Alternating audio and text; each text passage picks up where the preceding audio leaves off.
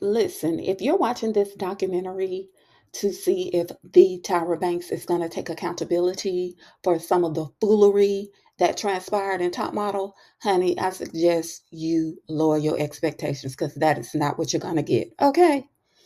Hey y'all, welcome or welcome back to my channel, Reviewed, where we talk about all things television and film from today and yesteryear. So I wanted to come on here and give my thoughts on Reality Check, the Top Model documentary. Okay.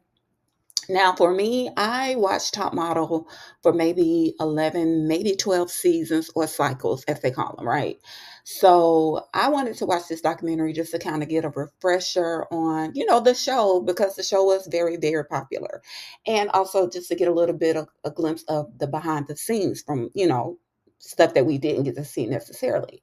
So the documentary it goes into Tyra's career, how she became the Tyra Banks and how she just one day had this idea of having a show just showing just showing what it takes to build said top model, right? She wanted to give a background on what the process was in creating these models that we see. Ken Mock was one of the people that Tyra met with first. And he said that when he learned that Tyra Banks wanted to have a meeting with him, he was just like, okay, this is going to be a vanity project. Like, what is this woman going to be presenting? She's this supermodel. Why does she want to get in contact with me? And so he said that he was surprised that when he heard her idea, that he actually liked it. And he felt like, hey, this could really be something. And so, it talks about how all of the major networks, CBS, ABC, NBC, Fox, all of them turned down America's Next Top Model. Like they were just not here for it. They were not interested. And so they end up, Tyra was like, if I don't get this show picked up, I don't know what I'm going to do. That was just something that she just felt very passionately about and strong about. And so they ended up meeting with UPN. In the documentary, you do get to meet the old president, former president of the UPN network or whatever. And she talks about how when she, saw the idea and the concept or whatever of the show, she was like, okay, let's give it a go, whatever. So once UPN greenlit it or whatever, they still had to get the okay from like the top dogs. And the top dog just happened to be Les Moonves. Okay, yes, Julie Chen Moonves' husband, but I don't think she was married to him at that time. But anyway, yeah, the same Les Moonves who was in that CBS scandal. But anyway, so Les Moonves, once they, got everything together, Ken Mock said that Les Moonves and Tyra Banks had words. He was like it got really like pretty much ghetto. Like they was going back and forth. Like Tyra was not about to let up. Once they got everything greenlit about casting and everything like that, it was something about Les Moonves not wanting a Latino or something to join the cast of Top Model. Either way, Tyra put her foot down, and so, honey, everything became a go, and now here we are with America's Next Top Model. Okay. So the documentary had a few of the models from the, top model that participated. To me, they didn't have enough of the models. Like it's so many top models who I would have wanted to see in this docu series. I don't know if that was intentional. If they just wanted a select few. And I won't be discussing all of the models that showed up in the docu series. Only a few that stood out that I wanted to talk about, and Ebony is definitely one of them. So Ebony is from the first cycle of Top Model, and ma'am has not aged. Okay, like she still looks the same. The hair is giving. I was like, yes, we need to have her on the call sheet for the next Black Panther movie because ma'am is definitely giving warrior princess in Wakanda. Okay, but Ebony, she was just one of those girls who was very sure, very confident, within herself. And that's what I liked about her. She is just this chocolate Godiva goddess, honey, and she was letting people know she was not the one to mess with, okay, when she was on Top Model. And we also got a little bit of her, she had a girlfriend, so she was open about her, sexuality or whatever. They do show a clip of that on the documentary, of Ebony and her girlfriend in the house. But what I want to discuss specifically is the whole hair situation. So as you can see, when Ebony was on Top Model, she had a very low haircut. And when they do the makeovers, they go in and they get styled. And there was really nothing for them to do to Ebony, but just basically cut all the hair off and just give her a buzz cut. And she had finger waves in her hair. Now, Black women, we know how finger waves are sculpted, okay? They are sculpted by using gel. So she is getting ready to get her hair shaved. And the only way that you are supposed to get rid of finger waves is by shampooing your hair. Okay, when gel is on your hair, it hardens. And the only way to get it out, without it damaging anything is to shampoo your hair. But Ebony is in this seat, and the hairstylists, they were non-Black women, and I don't know if that was just something because it was the first season. They were just getting, trying to figure everything out how they were gonna, do everything. But there was a white woman picking the finger waves out of Ebony's hair. And I was like, you got to be kidding me now. Even though Ebony had, her hair was really short. I was like, I wonder if that was painful for them to be sitting there picking that bit of finger wave out of her hair. So after they picked the finger wave out, they shave her head with clippers. They're making like some jokes or whatever when they're shaving the head. And Ebony is thinking to herself, she was like, I'm just waiting for Jay to walk over here and be like, girl, you've been pranked. We about to go take you to a barbershop, because these women literally butchered a Caesar cut on her. She said when she was done, she had 3 bald spots in her head. Like, you got to be kidding me. So that was just really weird that they would have people who were not familiar with her hair texture and who did not know what they were doing with it. That was crazy to me. I'm sitting there and I have 3 of the top stylists over my head, laughing at my hair texture. It was really just frustrating. And people did not have the correct clippers. Everybody basically sat and they didn't know what to do. Should we leave a little tough? Oh, how can they go wrong with a Caesar? Should we write her name in it? Yeah. I kept thinking this was a test.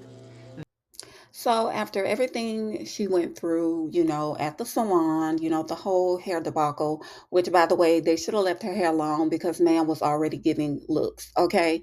So after that happened, Ebony said that she gets a phone call from Tyra, and she's thinking Tyra is calling her about the whole, the situation at the salon. And she says, Tyra's like, hey girl, I'm just calling to say, the judges are saying that you're showing up ashy. And I was like, what? Like, what the farfanugan? Like, this girl can't catch a break. Like, are you serious? Now, mind you, it came from Tyra, who is a Black woman, so she does understand what ashy means. But I'm wondering who said it to Tyra, and I'm also wondering what was Tyra's delivery when she gave that message to Ebony. Okay, because that's quite a, I don't want to say it's uncomfortable thing to bring up, but it's about how you deliver the message to the person. And so Ebony, she was just like, she couldn't believe that, she was getting this phone call from Tyra, basically letting her know that, girl, you need to put some lotion on. So once that happens, Ebony, one of the roommates, she was saying to Ebony, she's like, when you're putting all that oil and stuff on, can you just make sure you wipe the door handle because it's very greasy. Granted, yes, Ebony needs to wipe the door handle, but that really bothered me how the girl was like, when you're putting on all that stuff, I'm thinking to myself, she's putting on all this stuff because she don't want anybody calling her ashy. And looking at the girl who said, I'm like, girl, your hair is greasy. You shouldn't have no greasy hair. How about that? It was just, I'm just wondering what that felt like for her to have to have that coming from Tyra, and then you got the roommates complaining about you moisturizing too much. Like, girl, bye. Shandy Sullivan. Everybody who watched the cycle where Shandy was on, this is the girl who cheated on her boyfriend. Okay, she cheated on her boyfriend when they went to Milan. Okay, the models got to do a photo shoot where they got to go to Milan, and Shandy ended up becoming overly friendly with one of the male models that they had did a photo shoot with early on in the episode. So when Shandy goes into the whole scenario about what happened, we get a little bit of behind the scenes information. Okay, so when they got in the hot tub, Shandy said at that point she thinks she had drank 2 full bottles of wine by herself. And as y'all saw, Shandy was old, thin, beanpole honey. Shandy had legs for days. Like, she was just the little leanest thing ever, right? Very model-esque. And so when she said on this documentary that production had recorded everything, she said they recorded everything. And I'm thinking to myself, so girl, you mean to tell me they recorded a film? Like, yeah, no, that's not cool. But she said they recorded everything. And we get a moment where Jay Manuel, he says that they were told that if the girls were in the shower by themselves, no cameras could go in the bathroom. But since Shandy was not in the shower by herself, a camera followed her in the bathroom. And I was like, wow, that's crazy. And so for me, I remember when this happened, right? And my take on it was, girl, you just don't want your boyfriend to know that you cheated on you. That's why you feel away, because you sat up here and drank all this wine, and you went over and you did what you felt like you wanted to do in the moment, knowing that you had a man at home. And so even when they started to play a little bit of it in the documentary, my same thoughts resonated. I was like, girl, you just didn't want people to see you cheat on your boyfriend. You know what your boyfriend finding out. But when I found out that production actually recorded everything, she felt like they should have intervened and said, hey, girl, you done drank all this liquor. You may want to rethink about what you're doing right now with this model. And she said she just felt like no one intervened. And now I could kind of see it from her perspective, because what we got on the show was kind of the after, okay? We didn't get to see what actually transpired before the after. And so now knowing that she drank 2 full bottles of wine and that production was there the whole time, that they saw everything, I was like, yeah, that low key makes me feel like they wanted that to happen, instead of them saying, hey, Shandy, y'all might need to want to cool off and take a break. That was not the case at all. And Shandy does have to take responsibility for her part in it, okay? She said that she hadn't pretty much eaten all day, and then when she drank all that wine, all she remembers is the hot tub. She don't really remember in detail what happened. She said she remembers the guy being on her, but she doesn't remember, just the full thing. And so at one moment I was wondering if she was trying to say that he took advantage of her, but she does not say that, okay? But now again, like I said, watching it and listening to her side of the story, it does kind of make you wonder why production would not intervene and say, "Hey," because they know that I would assume that they knew that that girl was inebriated, all right, and that, hey, maybe we should kind of be like, "Girl, pause," or whatever. You need to, you know, stop. But nonetheless, everything happened.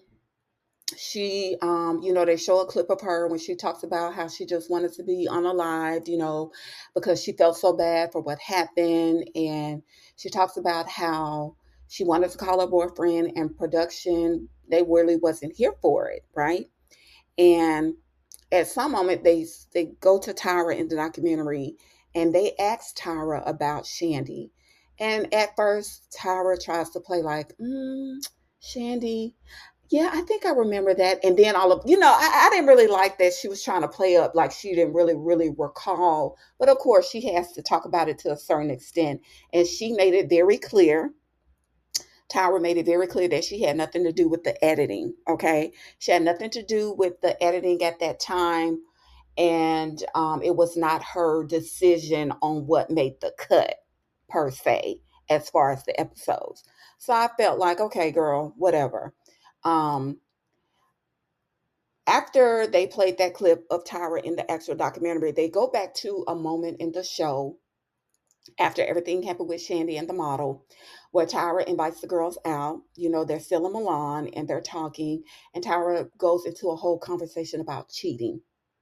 Like, girl, you can miss me with it.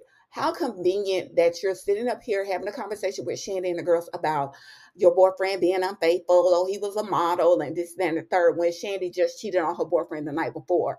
How convenient. And then you sit up here in this documentary and you make it seem like you didn't have a choice or you didn't have any say so on what clips and how the editing was done for the actual, like, Tyra, please. Like, that really ticked me off. And that made me feel a little bit more empathy for Shandy in that moment, because we also got to see, when Tyra had her show. I did watch the Tyra Banks show. And when she brought, some of the former girls from Top Model on her show, and they brought Shandy on the show.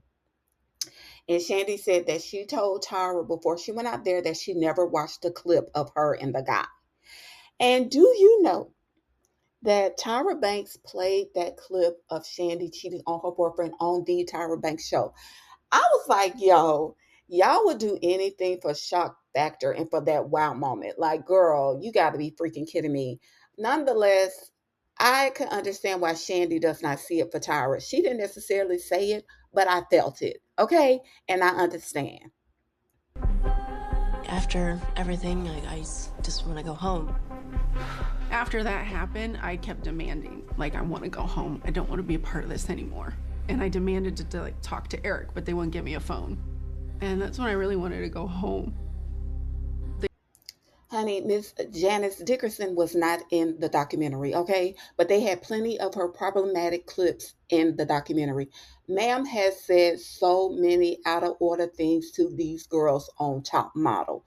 And I also found out that her and Tyra did not see it for each other, or should I say, Tyra did not see it for Janice. Okay, Tyra had a lot of issues, per Jay Manuel, with some of the things that Janice Dickerson would say to some of those girls. So I'm wondering if that was the reason for her departure from America's Next Top Model. Because if you recall, Janice Dickerson, I don't know how many cycles she did, but at some point she went away. Okay, we just didn't see her anymore. But she was not in the documentary. And she, like I said, she has said a lot of unfavorable things to a lot of those models. And some of it was for shock factor, and some of it was just because that's just who she was. Okay, like, she was just one of those women who said whatever it was she wanted to say, and she did not care how it was received. Okay. Honey, if you know, you know. Okay, now Miss J was one of the reasons I watched Top Model. I loved when Miss J would pop up on there. Okay, and I did not know Miss J was 6'5". That's how tall he is. Like, they go into his introduction and how, he started on the show. Apparently, he had been working with Tyra since Tyra was 16 or 17. They discuss how she came up with the team of people that she actually wanted on America's Next Top Model. And she was like, there was no one else that she wanted to teach the girls to walk but Miss J. Now, closer to the end of the documentary, we do learn that Miss J, the runway coach, is currently wheelchair bound. Okay. Miss J is not currently walking because of a stroke that he had. But when I tell you, I had no idea watching him in that documentary, I did not know that he had a stroke until, like I said, they mentioned it, because Miss J looks great. Okay. Miss J, that's why I had to make sure I did the face shot, because Miss J still is Miss Jane. Okay. And I really hate that that happened to him. I hope that he has a full recovery, as in regaining all of his abilities, all of his mobility. You know what I'm saying? Because it was at some point he wasn't able to talk or anything. And now just seeing him being able to speak and him seemingly still being himself, not 100%. I hope that he gets to his 100%, because he was definitely an intricate part of Top Model and just the modeling industry as a whole. Nigel Barker, he does participate in the documentary. Everybody loved Nigel, honey. He was the good looking man with the camera, okay? And, they talk about how he came into the top model franchise because he wasn't on season one, if I'm not mistaken. I don't know if he came in on season two. Either way, he did 17 years, 17 cycles of top model. And so they said it was very important for them to have a straight white male on the show. Now, I thought Nigel was biracial, but whatever. They said they brought him on the show specifically because they wanted to have a heterosexual male on the show. They needed that heterosexual male energy. And Nigel Barker had he was a former model himself, as well as his mom. So, he came from a family of modeling. And, he said, but he knew that if he wanted to have longevity in the industry, he needed to get behind the camera and not in front of it. Okay. Jay Manuel. Jay Manuel was another reason we love Top Model. I love Top Model. Okay. I love Miss J and Jay Manuel. The Jays is what we call them. Mrs. J and Jay. Okay.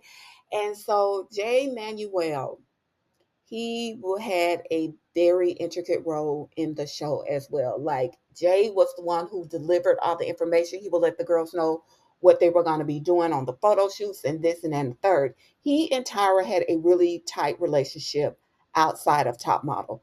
He and Tyra had known each other for years. Jay Manuel was a makeup artist. He used to do Maya makeup. Tyra's, he's done so many people's makeup in the industry, and that is how he came on Tyra's radar. Okay. And they just had what seemed to be a really tight friendship. You know what I'm saying? Like, they genuinely had, an affection for each other. And Jay Manuel, you know, he talks about a lot of the photo shoots that were done throughout Top Model history. Again, I did not watch all 24 cycles. Like I said, I stopped maybe around cycle 11 or cycle 12. So I did not know that they had all of these type of photo shoots that they would do.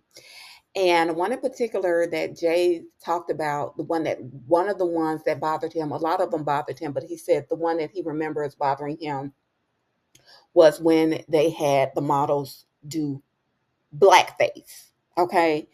One thing I didn't know about Jay Manuel is South African. And he said he was brought up during apartheid. And for y'all who don't know what apartheid is, it was like Jim Crow in the United States. Okay. It was black against white. The um, apartheid in South Africa, if I'm not mistaken, it recently ended. Like, it was still going on for years and years and years, but don't quote me on that because I don't want to be putting out false information. But anyway, he said he grew up in apartheid, and he knew what it was like when it came to race.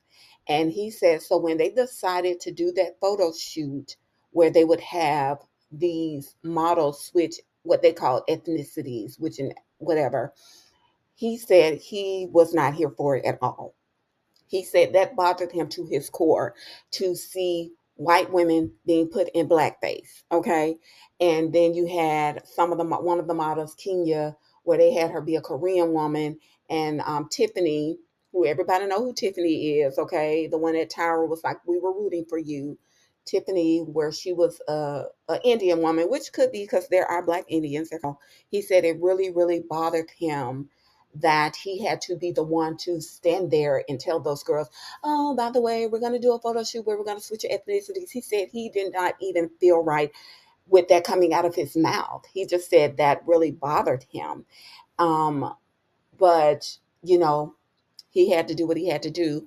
But Jay Manuel, he is in the documentary quite a bit, and we'll get a little bit more into what happened to him and Tyra's friendship.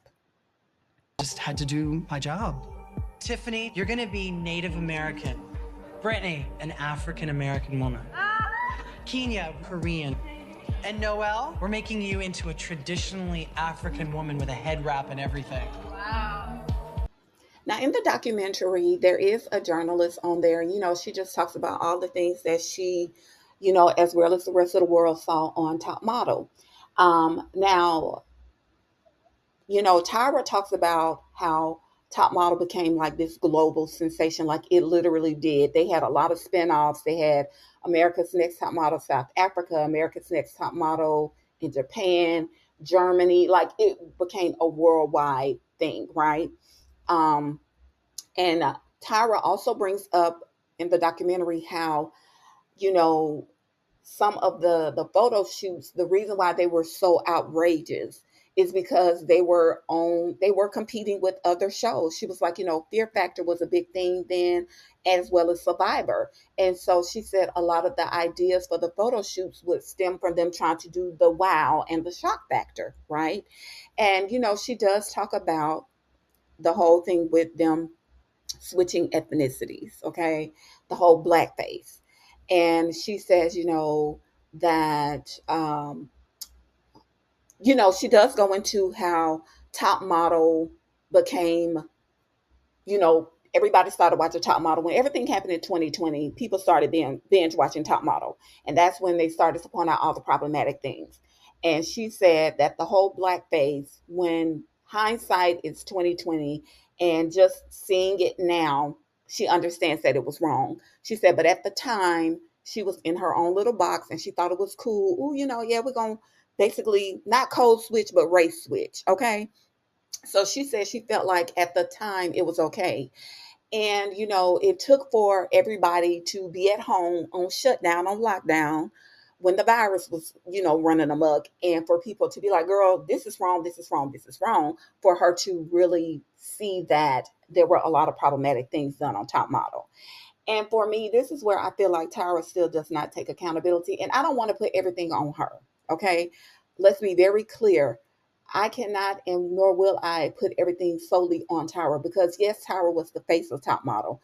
Quiet as it's kept, Top Model was centered around Tyra Banks. Yeah, I get it. It was about finding other girls, but Tyra inserted herself so much in that show, even on down to when they would go into at the end of every episode of Top Model, when they would show the photos of their photo shoot, the first thing you saw besides the judges when you walked into the room was a photo of Tyra on the wall, portraying whatever photo shoot the girls had done earlier in the day. So let's remember that. Okay, the show was definitely centered around Tyra, even though she said it was about the other girls. It was definitely centered around her as well.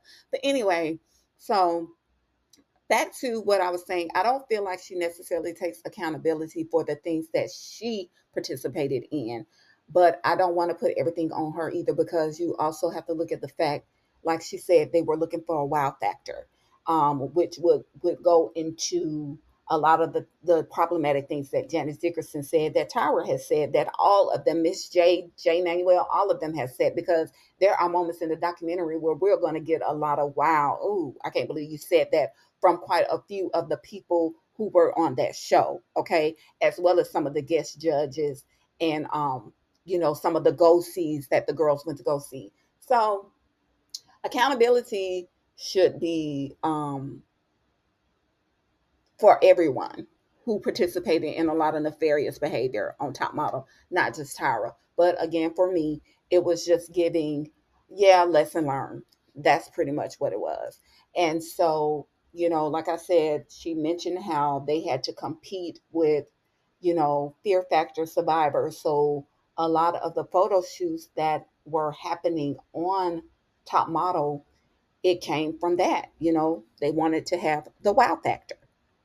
And speaking of a wow factor, honey, we are going to get into Dion Walters. So she is one of the models. She was on Cycle 8. And there was a photo shoot that the girls had to participate in, which involved incidents of a crime scene. So this young lady had to participate in this photo shoot depicting a woman who was unalived by a firearm, right? So the reason why this was problematic on so many levels is because Dion's mother is now wheelchair bound because of an incident that involved a firearm, where her mother was actually clipped by a boyfriend and he paralyzed her. And so Dion talks about this photo shoot And she said it was not a coincidence because she said when she, applied for top model, she put that in her story. And so in the documentary, you get to see a clip of Dion, with her daughter and her mom talking about the domestic violence that her mom had endured in that relationship. And so for them to have to do this photo shoot, it was like, y'all don't even read the room. And for them to pick this particular scenario for Dion as a whole was crazy. Even I think Nigel said that he just thought it was very insensitive and it was just out of order.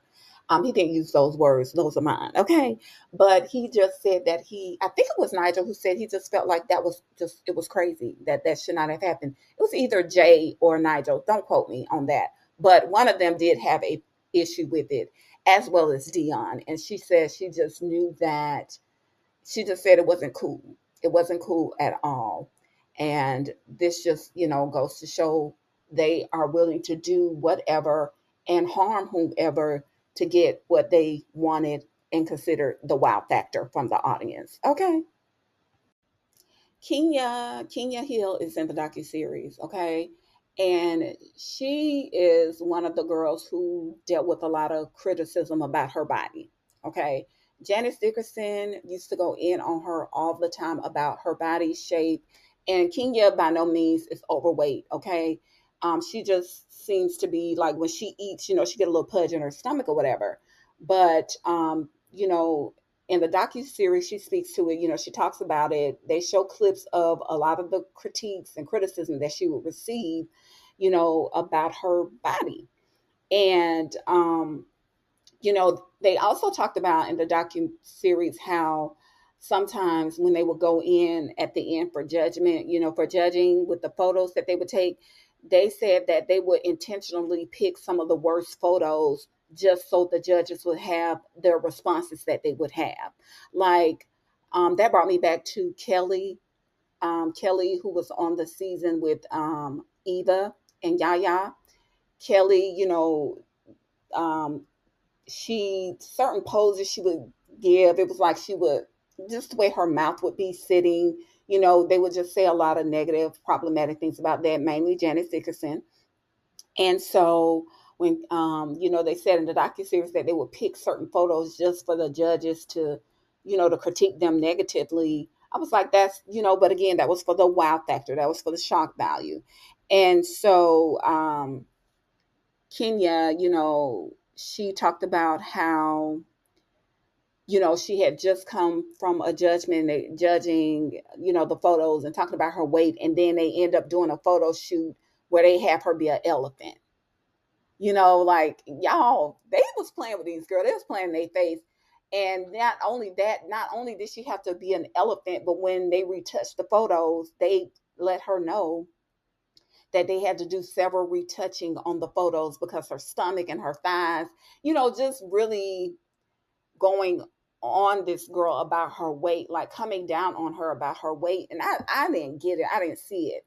And, that's the type of stuff that they would do. It was almost like they were trying to sometimes just mentally break them down. And we did see that. Takara even got broken down mentally. And Takara was one of the most confident, girls, but just being in that environment and just dealing with the criticism, you could see how it would affect some of those girls. And, Kenya, she stayed around longer than I thought that she would. But she also talks about the photo shoot that they did in Africa, and one of the guys was very handsy with her. He made her very uncomfortable, and she addressed that.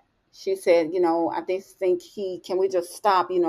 They show her saying, hey, I don't feel comfortable. He's a little too handsy for me. And, the cameraman and, I don't know if it was Miss J, but whoever was there, they were very dismissive of Kenya's feelings. And I was like, wow, and later on in the episode, they show a clip of Tara's like, girl, if a guy gets too handsy with me, I just tell him, oh, you need to move, blah, blah, blah, blah. And I'm like, how convenient for you to bring this up. You know what I'm saying? But the fact that this girl let them know that she was uncomfortable and she did not like this guy's advances, and y'all basically told her to shut up and model pretty much. So that was interesting to see, that replay out and just listen to Kenya's perspective. Because again, when we see the show, we see what they want us to see, and so to get her to actually come on and talk about it and just basically let people know what this dude was doing to her and how uncomfortable it made her, but that her voice, her speaking out about it, it didn't matter to them. They were just concerned about getting the shot and being done with it. Joni, she's in the docu-series. She speaks about her experience, with her having her teeth removed. Okay. Joni was on the same cycle with Danielle. She and Danielle were the two who had to go get dental work done, right? After they were chosen. And she talks about how she was at the dentist for hours. They said she was there for multiple hours. And, Danielle was there with her. And Joni, she says that till this day, her bite is still not the same. Like she has issues, I guess, biting and chewing. She does say, she said, well, I guess I should be grateful because they performed dental work on me that I wouldn't have been able to afford to do myself at that time, because she said she did need the dental work, but, as of today, she still has bite issues, with her smile and her teeth or whatever. But we do, they go into how she had those extractions and they show, what her mouth looked like after it was done. And she just remember being in so much pain that she said when they did a photo shoot, you know, where they had to pretend like they were crying. She said she was crying for real because she was still in pain from them extracting her teeth like that. And so, they talk about that experience and then we get into the whole Danielle of it all. Okay. So everyone knows Danielle is the one who had to have her gap closed. She was basically told either you're going to close your gap or you're going to have to leave. So Danielle, when she goes to the dentist with Joni, like I said, Joni was getting her teeth pulled. The dentist asked Danielle, he said, what do you not want done? And she said, I don't want my gap closed. And so the next day, Tyra says to her, she said, you refuse to have your gap closed. And, Tyra says to her, do you think you could be a cover girl with a gap that wide? She pretty much said some problematic things, but what we are not going to do is act like Tyra did not say what other people were thinking. Okay. Unfortunately, at that time, having differences in your appearance, whether it's your teeth or whatever, in modeling, it was a no-go, right? And Tyra, she said what it was out loud. Could she have delivered it better? Absolutely. But she said, you're not gonna be able to be a cover girl with a gap that wide in your teeth. And I remember Danielle just being like, she felt defeated. She was like, she called her mom. They show a clip of her calling her mom, and she was like, if I don't get my gap closed, I'm not gonna be able to stay. And her mom was like, honey, you can't. You've come too far to, just give up. You're gonna have to figure it out. And they do compromise. We see Danielle get her gap closed, and it's not closed completely, but it was the fact that she had to do that because, to me, you picked her with that gap in her teeth, so you knew what she came with, but you gonna insist that she has it closed in order to stay. So that right there was just foul and completely out of order, if you ask me. So, Danielle, she's talking about that moment in the docu-series. And we also get a moment with Nigel Barker where he said he did not think that Danielle needed to close her gap. He said he felt like that was very unique. And that's what made her stand out was, her having that gap between her teeth. And so Danielle, who goes by Danny now, she was like, I was forced to close my gap and for y'all to go, years later and have a girl on the show where y'all opened up her gap even more. She was like, get the F out of here with that. Like, you got to be kidding me. Y'all made me close my gap and then you're going to turn around and have a girl extenuate her gap. She was just like, it was crazy. But Danielle, she also goes into how after winning America's Next Top Model, how basically no doors were open for her. She said that she remembered, being in New York. She was living in the model apartment. That's what they call them, model apartment. And she said a lot of the girls who she shared that space with, including Chanel Iman, they were going on, go sees all the time. And she said that she did not have that same experience. She said she went a whole year without seeing anyone, without booking any gigs, anything like that. And she said it was because of the stigma that top model had, that came along with being a top model. She said she was told that um, after her friend Chanel Iman had asked, one of the agents, well, why isn't Danny getting booked like we are, to go see, um, you know, designers and things. And she said that she was told that because of Danny being on top model, a lot of designers didn't want her walking in their shows because they didn't want all the attention to be on her specifically and not on the merchandise, basically. And I was like, dang, that's crazy. You would think, and I guess because times are different now because of social media and things like that. If Danny were America's Next Top Model in 2026 versus when she was back then, of course designers would want to book her because they want all that attention on them. You know what I'm saying? Because again, that's because of social media and how things are generated now. But at that time, after she won Top Model, she said she wasn't booking anything.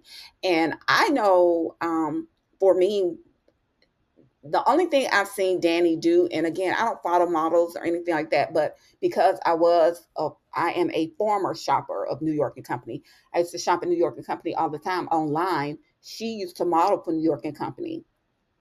She modeled for New York and Company before New York and Company went to, what, honey, because I don't know what they're doing now. But anyway, that is where I saw Danny, and I remember her from Top Model. Now, before she started doing New York and Company, I'm not sure what other companies she modeled for, but I just remember seeing her online on New York and Company. She used to model for them when New York and Company used to have cute clothes. Okay.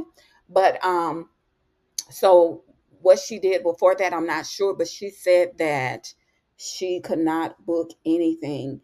And she said years later, 15 years later, she had a conversation with Tyra, and Tyra told her that she knew that she could not book anything. She said she knew exactly what Danny was going through, and she just sat by and watched it happen. Basically, like, girl, I knew what you was going through.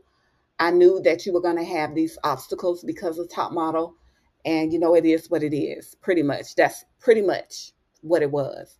And Danny said she was just like, you got to be kidding me. Like, that's not cool. For you to see me dealing with what I'm dealing with and to suffer the way I have in this industry when I know my career should be way more than what it is. And for you to just sit idly by and not even reach out to try to, I guess, point her in any type of direction that is, that would be receiving of her. She said she just felt like that was so trifling and messed up. And I'm like, yeah, it was. But okay, this is the thing.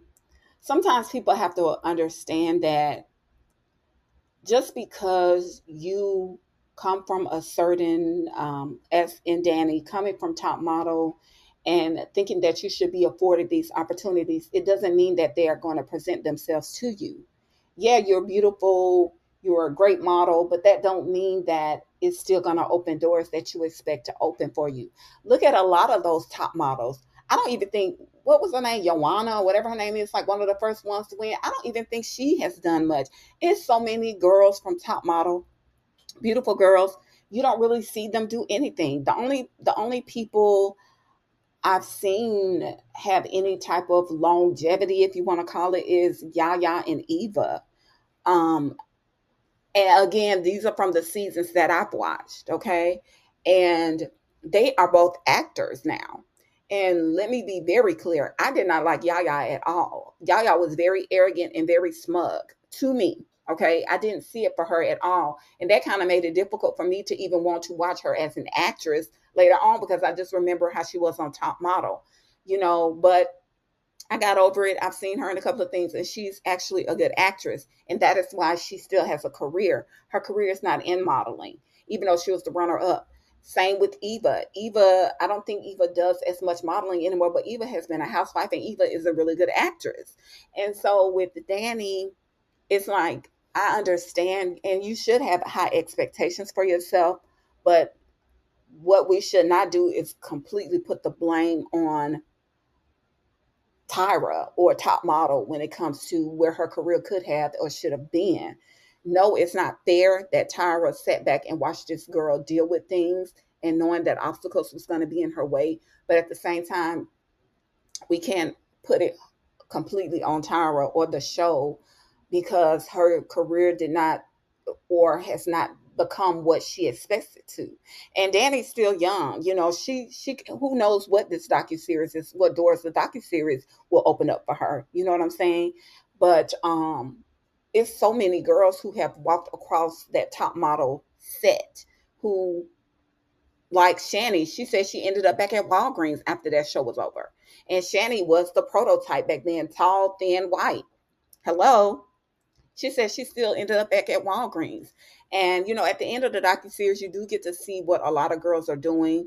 I think Bree makes an appearance on here. Bree, I don't know if I remember Bree. Bree had all that big, beautiful, pretty hair. You know, she's on the docuseries, but a lot of these girls who we thought were just gorgeous and could have had these ridiculous careers in modeling, they didn't have that outcome. Only a few girls, and I think besides Winnie Harlow, but you know, I didn't watch it when she was on Top Model, but a lot of these girls who were on Top Model, they did not have these exuberant careers. They just didn't. You know what I'm saying? And a lot of the winners alongside Danny, you really don't see or hear much from them. Like I said, outside of Eva, and Yaya was a runner up. So, you know, it's unfortunate, you know, and like I said, it's nothing wrong with having high expectations and assuming and thinking that things should go a certain way. But, you know, unfortunately for Danny, you know, her expectations have not been met yet. And I'll say yet because she's still young. So, again, who knows what doors this documentary will open up for her. You have no fucking idea. But for you to admit to me all these years, 15 years later, I know the hell that you've been going through. I know that you couldn't even walk through the threshold of certain doors. And so to have her, a black woman, say to me over the phone that I knew you were struggling and I did nothing about it? What? You don't gotta support me. You ain't even gotta like me, but don't see me in my suffering and just walk past me. That's so fucked up. Now, I want to talk a bit about the relationship with Tyra and Jay Manuel. Okay. So, at some point in the documentary, we get a little bit of what happened between the two of them. And again, I want to say that the way that their relationship was presented was like they were besties. He said that they even watched the premiere of Top Model at his apartment. He said he and Tyra hung out all the time. They were either at his place or when he would go to LA, he would stay at her place. Like they had that type of what appeared to be a friendship. And for me, I'm saying what appeared to be because they do not communicate with each other, right? Jay said that it had got to the point where things were weighing on him. Again, the problematic photo shoots and just some of the things he had to deal with and do, you know, by being the creative director or whatever on the show. So he said he, you know, had decided that he was going to just, you know, no longer continue with the show. He kept it to himself. He said he didn't discuss it with anyone because he wanted to, you know, I guess not really have any distractions or anyone in his ear saying, hey, you know, maybe you want to rethink this. But he said he just kind of wanted to do something different. And he said that he sent Tyra an email and he said, you know, this has been a whirlwind, you know, working on this show or whatever. And he said for 3 days he didn't hear from Tyra and that he ended up getting a response email from her saying, I am disappointed. I'm so disappointed. And I was like, girl, what? He is not your child. Okay, like who you talking to? And I would like to think that maybe Jay is older than Tyra, or maybe they're around the same age. I don't know, but either way, what you mean you disappointed? He told you that he wanted to do something else. So he said that he goes away on vacation. He went to St. Bart's or something for like a week. And he said he get back to his hotel and he gets a message or whatever from his attorney, basically telling him that in so many words, that either you're going to come back to top model or you're going to be blackballed out the industry. And he said those words were not used exactly, but he knew exactly what it meant. Okay. So he goes back to top model and he said that he was like, okay, at that point, him and Tyra had not talked, okay, still. So he said when he sees her, he goes over to try to have a conversation with her and she pays him dust. Like, he's like, she pretended like he wasn't even there. And I was like, dang, wow. And so, of course, that kind of makes him be like, well, dang, like, because again, he thought that they were really genuine friends. And at some point, they probably were, but it became a quid pro quo type relationship. Okay. It became an industry relationship for Tyra, but it was still a friendship for Jay. And his feelings was hurt. And he said that, he was just taken aback by her being so dismissive, basically. And I'm using my words, y'all, FYI. Okay, this is not what he says specifically. These are my words, okay? But anyway, he said that they were sitting down on a cruise ship, the models, they were going through auditions, and he said he leaned over to try to say something to her, and she didn't respond. And he said once the models started coming out, she goes, Jay, what you think? Just talking to him like everything is hunky dory. And he was like, he just learned then that that's what it was going to be. He had to play his role. And he and Tyra never had the same relationship. And I think for him, the light bulb came on. Like, okay, like he had to learn that day that not all clowns perform in a circus. Like they don't. Okay. He also had to learn that not all monsters hide under your bed or in your closet. Sometimes the monsters is the industry that you're in, or the people that you surround yourself with, or sometimes the monster is the person who pretends to be your friend. You know what I'm saying? And I'm not calling Tyra a monster. That's just an analogy, okay? But he had to learn the hard way that, it's the industry, it's the business. And that's what it was. When Tyra said, I'm disappointed because he wanted to leave, she felt like, I'm looking out for you. I brought you on to this huge franchise and you want to walk away. Like, I don't think so. That is what her response was. That is why his attorney was, who I'm sure contacted by whoever her attorney was, and sent that letter like, you're going to have to at least come back and do season 11 and then we can see what happens then. Like, come on. That was her whole thing. Like, I put you on and you want to walk away? Oh, I don't think so. It's not over until I say it's over type tease. Okay. And so he comes back and he does the season up until season 17, and the ball drops. He is no longer wanted on the show. Jay Manuel is pretty much giving his walking papers. So when he wanted to leave, it was not sufficient. But when the network wanted him to leave, that's when it was time for him to go. Now, I want to be clear. Tyra makes it known that she had nothing to do with Jay Manuel leaving Top Model. Because not only did Jay Manuel get his walking papers, they gave the walking papers to Miss J and Nigel Barker. Okay. All three of them were basically told that their services were no longer needed. So I had no idea that Miss J Manuel, and Nigel Barker were not with Top Model when the franchise ended. I had no idea because, again, I stopped watching it around cycle 11, 12, and I think they said they had like 24 cycles as a whole. So I had no idea that they were not with the show. So when I saw this in the documentary, I was like, wow, okay, that's kind of messed up.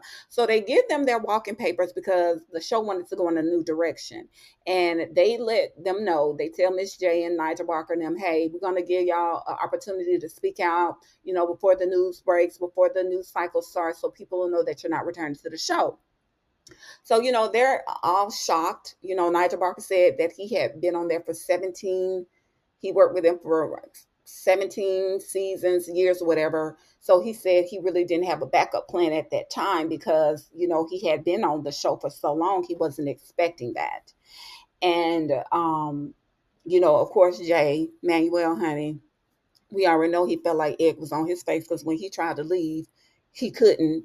But when it was time for him to go, they gave him the papers and had no problem with it. Okay. And so, Miss J, she was going to be fine, honey, because she could teach the girls to walk, whatever. But anyway, they were told that they would be able to make a statement. And then, honey, the media puts out that they were fired. So it was just like a backhand slap.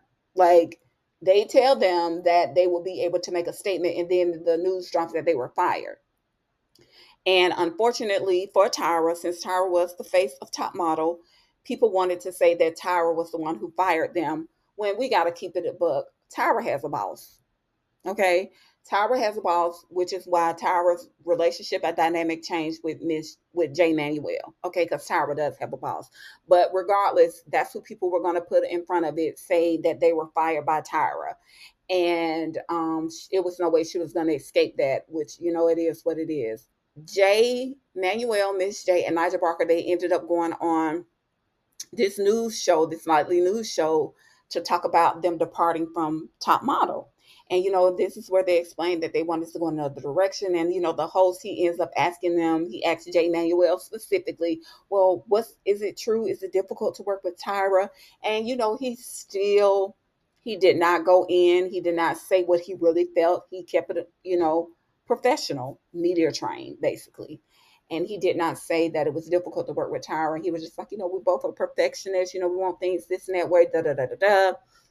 Even though all of this stuff had ensued with them being told that they would be able to make a statement, and then boom, the news drops that they have been fired and have been dismissed from America's Next Top Model.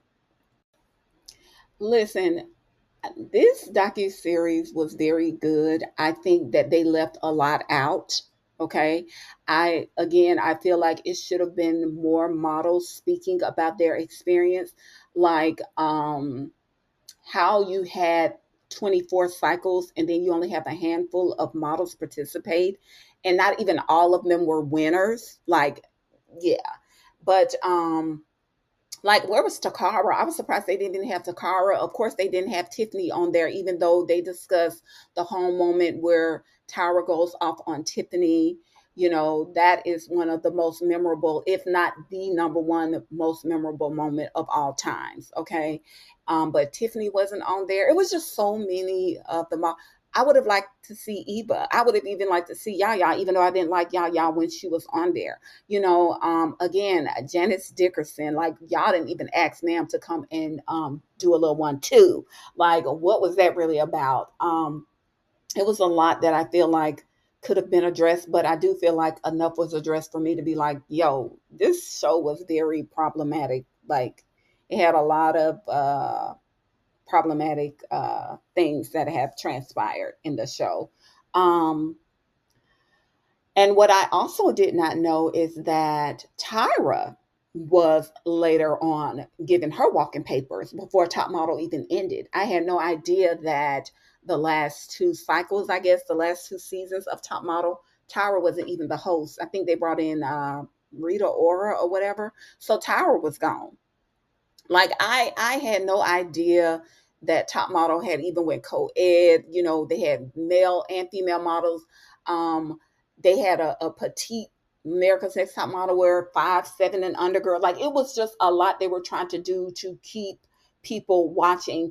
And the thing that was so prevalent was how dramatic the ratings had dropped when Miss J Manuel, and Nigel Barker left. That season that they were not on, that when they came back, their ratings had dropped 54%. So that goes to show you how intricate those three men were to that show, to that franchise. And, Tyra was, how you remove Tyra from her own show? Come on. But hey, everybody can be replaced. And Tyra had to learn that the hard way herself. even she was replaced on a show that she created. Like, you got to be kidding me. How you have America's Next Top Model without the top model? Because let's be very clear. Top Model was Tyra's show. Top Model was centered around Tyra. Yeah, we saw girls on there to be top models, but Tyra was the top model and they was the understudy. Okay, I'm just saying. But yeah, Tyra Banks did not participate in the last 2 seasons of Top Model. They replaced her. They replaced her. You know, and just like she replaced her relationship with Jay Manuel. And in the documentary, they asked Tyra, they was like, so do you want to talk about what happened with you and Jay Manuel? She's like, no, we're not going to talk about that. He deserves a phone call. Girl, you ain't called him yet. So the documentary made you realize that he deserved a phone call. Like, how long has it been since y'all haven't had a conversation? Does he deserve a phone call? Is he going to get one? That's what we want to know. Is he going to get a phone call? Because, girl, please. But I'm wondering what was the purpose of this documentary. Because to me, they talked about the things that people were talking about on social media. Okay. So if I'm being honest, I think that this documentary was more of a acknowledgement of all the viral things that have been said about the series, the franchise, on social media versus accountability. That's my opinion. Okay. And Tyra says, and this is what also makes me think that even more, because in the documentary, Tyra was like, I just hope that, you know, all y'all who held me to task, you know, when you're faced with that someday, that you're able to deal with it, or something she said to that effect. I'm like, girl, what are you talking about? So to me, this documentary was just probably just to respond to all of the backlash of some of the moments that happened on Top Model. Not all, but some. Because again, for me, I thought it was very interesting how the docuseries, for them to have had 24 cycles, it mainly focused on the cycles from the inception of the show until like the middle. Like it's so many of the models that they did not have on this docuseries, and I'm wondering why, and I'm wondering if it was just to kind of respond to all of the backlash that Tyra and the show had received on social media. But I definitely recommend that if you are a Top Model fan or was a Top Model fan, to check this documentary out. But again, don't expect too much accountability, because that's not what you're going to get. Okay. Well, that's all I have for you guys in this video. Please be sure to like, share, subscribe to my channel. I really appreciate the support, and I will see you in the next one. Thank you so much for watching. Bye.